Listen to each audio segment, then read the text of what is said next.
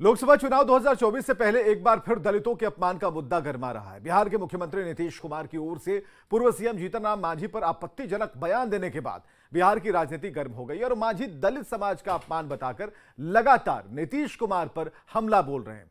तो वहीं प्रधानमंत्री के मांझी के बचाव में दिए बयान के बाद महागठबंधन के नेता उल्टे मांझी पर ही पलटवार कर रहे हैं। जीतन राम मांझी जो दलितों में भी अति दलित हैं, जिन्होंने अपने जीवन में बहुत ही संघर्ष किया है, उनको बिहार के सीएम ने बड़े सदन में बुरी तरह अपमानित किया। प्रधानमंत्री नरेंद्र मोदी ने नीतीश कुमार के मांझी को लेकर दिए बयान की आलोचना करते हुए जीतन राम मांझी का बचाव किया था। अब बिहार के पूर्व सीएम मांझी ने पीएम मोदी का आभार जताया है। विधानसभा में मुख्यमंत्री के बयान से जीतन राम मांझी कितने आहत हैं, खुद सुनिए। हम प्रधानमंत्री जी के प्रति आभार व्यक्त करते हैं कि आप सदा सर्वदा के भांति आज की घड़ी में भी जब हमारे ऐसे आदमी को नीतीश कुमार ने प्रताड़ित करने का काम किया, तो आपने इस मुद्दा को अहम समझ करके आपने हमें साथ दिया है और दलितों को सम्मान दिया है। दलितों के अपमान के मुद्दे पर सीएम नीतीश कुमार के खिलाफ मंगलवार को जीतन राम मांझी पटना के अंबेडकर स्मारक पर समर्थकों के साथ मौन प्रदर्शन भी करने वाले। वैसे दलितों के अपमान को लेकर बिहार की सियासत गर्मा गई है। बिहार बीजेपी के अध्यक्ष सम्राट चौधरी कहते हैं कि महिलाओं और दलितों का अपमान बर्दाश्त नहीं है। नीतीश जी बुजुर्ग हो चुके हैं, उन्हें आराम करने की जरूरत है। इतना पीड़ा देने वाला विषय है कि आप किसी दलित समाज को इस तरह अपमानित कर सकते हैं क्या? पहले तो महिलाओं को जिस तरह अपमानित करने का काम नीतीश कुमार जी ने किया, वो ही अत्यंत दुर्भाग्यपूर्ण था। हम लोग बार बार कह रहे हैं कि नीतीश बाबू आपको अब आराम करना चाहिए। आप बुजुर्ग हो चुके, अब आप गार्जियन रहे हैं, इसलिए आपको आराम करना चाहिए। दलितों के अपमान वाली सियासत के बीच सत्तारूढ़ पार्टियों के नेता पूछ रहे हैं कि मांझी को मुख्यमंत्री बनाया किसने था। आरोप मांझी पर अति महत्वाकांक्षी होने का भी लगाया जा रहा है। जीतन राम मांझी सपने में भी नहीं सोचे होंगे कि हम मुख्यमंत्री बन सकते हैं, और उसको माननीय मुख्यमंत्री जी ने मुख्यमंत्री बनाने का काम किया। नीतीश जी ने अपने पद पर अपने ऊपर मैंडेट लिया, अपने चेहरे पर मैंडेट लेकर के एक महादलित को, जो दलितों में सबसे पीछा आ जाती है, उसको जीत। तो ये कहना कि नीतीश कुमार महादलित विरोधी हैं, तो हमको लगता है हास्यास्पद है। जीतन राम मांझी जी सीनियर आदमी हैं, वरिष्ठ आदमी हैं, लेकिन अति महत्वाकांक्षा भी है। और ये आज नहीं, कई घटनाओं में हम लोग तो उनके साथ मंत्री भी रहे। जीतन राम मांझी के साथ बीजेपी पूरी मजबूती के साथ खड़ी है, पर महागठबंधन के नेताओं का हमला मांझी पर जारी है। जाहिर तौर पर चुनावी साल में पहले मुख्यमंत्री का महिलाओं पर दिया बयान और अब भरे सदन में दलितों में भी पिछड़े एक पूर्व मुख्यमंत्री पर सीएम ने टिप्पणी की, जिस पर पॉलिटिक्स अनलिमिटेड जारी है। न्यूज़ 18 के लिए पटना से शैलेंद्र साहिल के साथ ब्यूरो रिपोर्ट। तो चुनावी साल में एक बार फिर सनातन को ढाल बनाकर गंदी सियासत शुरू हो गई और इस बार सियासी बवाल समाजवादी पार्टी के नेता स्वामी प्रसाद मौर्य के एक पोस्ट से शुरू हुआ है। आईएनडीआईए नेताओं के बार बार सनातन पर हो रहे हमले ने बीजेपी को सरकार पर हमला बोलने का मौका दिया है। तो वहीं महागठबंधन के नेता भी धार्मिक मामलों पर बयान देने से बचने की नसीहत दे रहे हैं।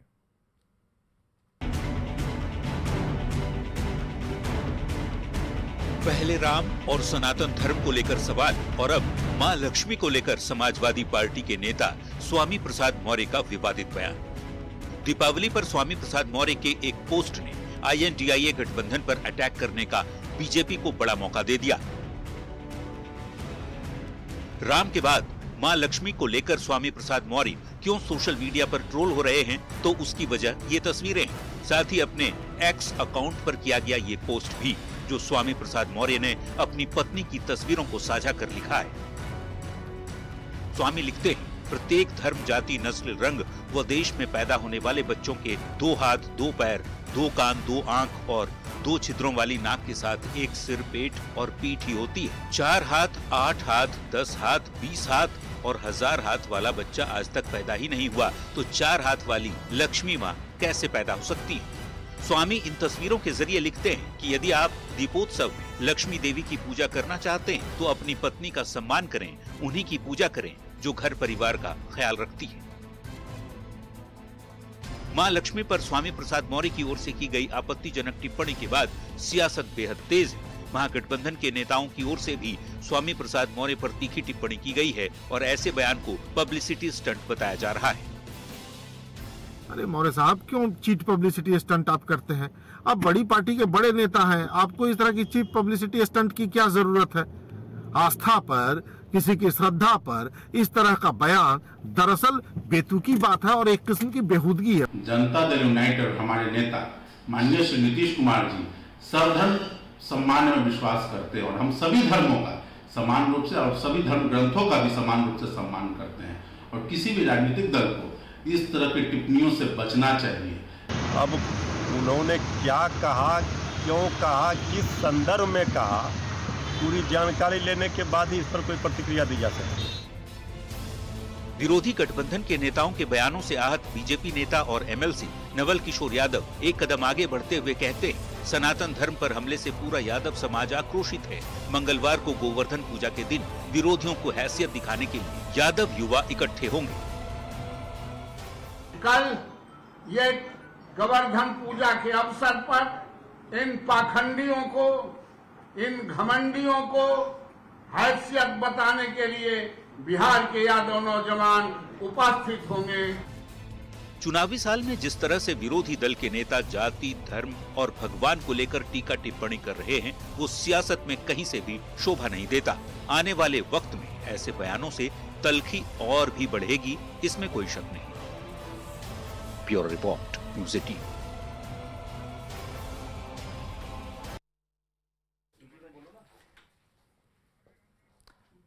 उत्तराखंड में समान नागरिक संहिता यानी यूनिफॉर्म सिविल कोड लागू करने की तैयारी चल रही है और इधर बिहार में भी बीजेपी ने मांग उठाई है कि यूसीसी लागू किया जाए।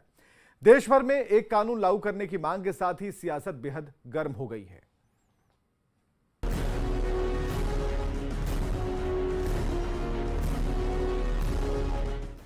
उत्तराखंड के मुख्यमंत्री पुष्कर सिंह धामी ने यूसीसी लागू करने के लिए तैयारी लगभग पूरी कर ली है। इसे कानूनी अमली जामा पहनाकर उत्तराखंड में लागू करने की आखिरी दौर की तैयारी भी चल रही है। इस खबर ने बिहार बीजेपी के नेताओं को उत्साहित कर दिया है और बिहार बीजेपी के नेता भी न सिर्फ बिहार में बल्कि देश भर में इसे लागू करने की मांग करने लगे हैं। सरकार से हम मांग करते हैं आपके चैनल के माध्यम से कि बिहार सरकार यूसीसी जल्दी लागू करे। अगर बिहार का हित करना है तो, क्योंकि सीमांचल का जो इलाका है मेरा, उसमें जनसंख्या में इतनी बड़ी असमानता है कि अब कहना नहीं है। बीजेपी काफी पहले से बिहार में एक देश एक कानून की मांग करती रही है, लेकिन नीतीश सरकार ने इसे सिरे से खारिज कर दिया था। एक बार फिर उत्तराखंड के बहाने बिहार में बीजेपी ने यूसीसी लागू करने की मांग कर सियासत गरमा दी है। महागठबंधन के नेता ऐसी मांग को देश की एकता और अखंडता को तोड़ने वाला बताते हुए इसे किसी भी कीमत पर लागू नहीं करने की बात कह रहे हैं। देखिए, भारतीय जनता पार्टी जिस तरह से एजेंडे की राजनीति करती है, बिहार में वो एजेंडा की राजनीति नहीं चलेगी। यहाँ पर चलेगा तो रोजगार की राजनीति, यहाँ पर रोजगार और नौकरी देने वाली।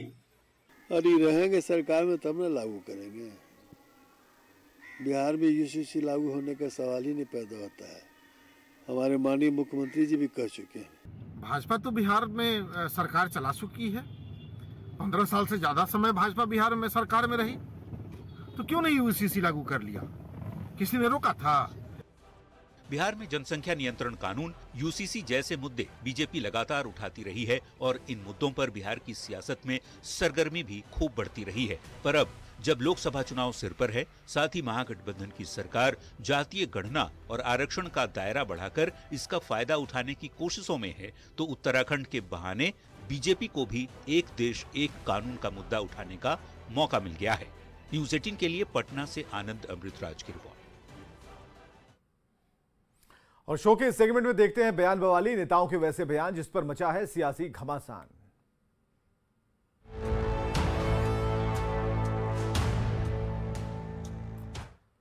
और बयान बवाली में सबसे पहले बात प्रधानमंत्री नरेंद्र मोदी के कांग्रेस पर दहाड़ की। छत्तीसगढ़ के मुंगेली में चुनावी रैली को संबोधित करते हुए पीएम मोदी ने कहा कि प्रदेश में कांग्रेस की समाप्ति का जयघोष हो रहा है। पहले चरण में हुए चुनाव में कांग्रेस पस्त, दूसरे चरण में कांग्रेस अस्त। कांग्रेस के कुशासन की समाप्ति का जयघोष हो रहा है। ये जयघोष है पहला चरण कांग्रेस पस्त, दूसरा चरण कांग्रेस अस्त। मध्य प्रदेश के बदनावर में चुनावी रैली को संबोधित करते हुए केंद्रीय गृह मंत्री अमित शाह ने बगैर नाम लिए राहुल गांधी पर तंज कसते हुए लोगों से कहा, अपने दोनों हाथ ऊपर उठाएं और अपनी आवाज मिस्टर बंटाधार तक पहुंचाएं। 17 तारीख को कमल का बटन यहां दबेगा और करंट वहां इटली में लगेगा। सुनिए शाह के हुंकार। बदनावर वालों बताओ, 17 तारीख को कमल के निशान पर बटन दबाओगे? ऐसे नहीं, दोनों हाथ उठाकर बंटाधार तक आवाज जाए ऐसे बताओ, बटन दबाओगे? देखो, बटन बदनावर में दबाना है, मगर इतने जोर से दबाना कि बटन बदनावर में दबे और करंट इटाली में लगे। दबाएंगे। और बयान बवाली में अगला बयान मध्य प्रदेश के मुख्यमंत्री शिवराज सिंह चौहान का, जिन्होंने अपने विरोधी और कांग्रेस नेता कमलनाथ पर कटाक्ष किया। शिवराज ने कहा कि कमलनाथ जी पैसों की कमी का रोना रोते रहते हैं, लेकिन मेरे पास विकास के कामों के लिए पैसे की कोई कमी नहीं। थामला में हायर सेकेंडरी स्कूल और कई गांव में सड़क है, तो महेंद्र जी सूची बना लो, मामा के पास पैसे की कमी नहीं है। कमलनाथ रोते ही रहते थे, मेरे पास पैसे ही नहीं है। पैसा नहीं तो मुख्यमंत्री काहे बन गए भैया? मेरे पास पैसे की कोई कमी नहीं है। हम सड़कें भी बनाएंगे, हम स्कूल भी खोलेंगे, हम बच्चों को पढ़ाएंगे भी, हम लाडली बहना को भी पैसा देंगे, हम फसलों का भी उचित दाम देंगे, हम 0% ब्याज पे कर्जा भी देंगे, हम लाडली लक्ष्मी के पैसे भी बढ़ाने वाले हैं। सबकी भलाई और विकास का काम हमको करना है। और प्रधानमंत्री के सेगमेंट में देखते हैं ऐसी तस्वीरें जो सियासत के लिहाज से सोशल मीडिया पर वायरल हैं।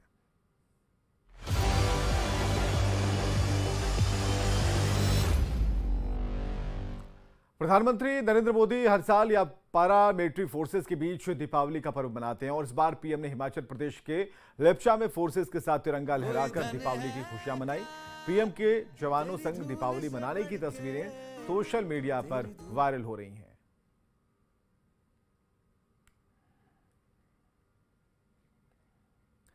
और चुनावी वायरल में अगली तस्वीर मध्य प्रदेश के मुख्यमंत्री शिवराज सिंह चौहान की, जो अपनी पत्नी के साथ दीपावली में पटाखे फोड़ते नजर आ रहे हैं। अपने सरकारी आवास में शिवराज की दीपावली की ये तस्वीरें वायरल हैं।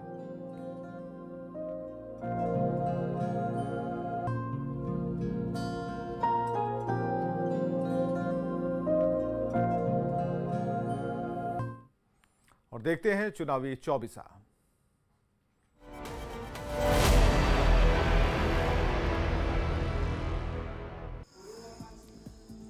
जीतन राम मांझी ने सीएम नीतीश पर लगाया प्रताड़ित करने का आरोप। मंगलवार को अंबेडकर स्मारक पर देंगे मौन धरना, समर्थकों के लिए पीएम मोदी को दिया धन्यवाद।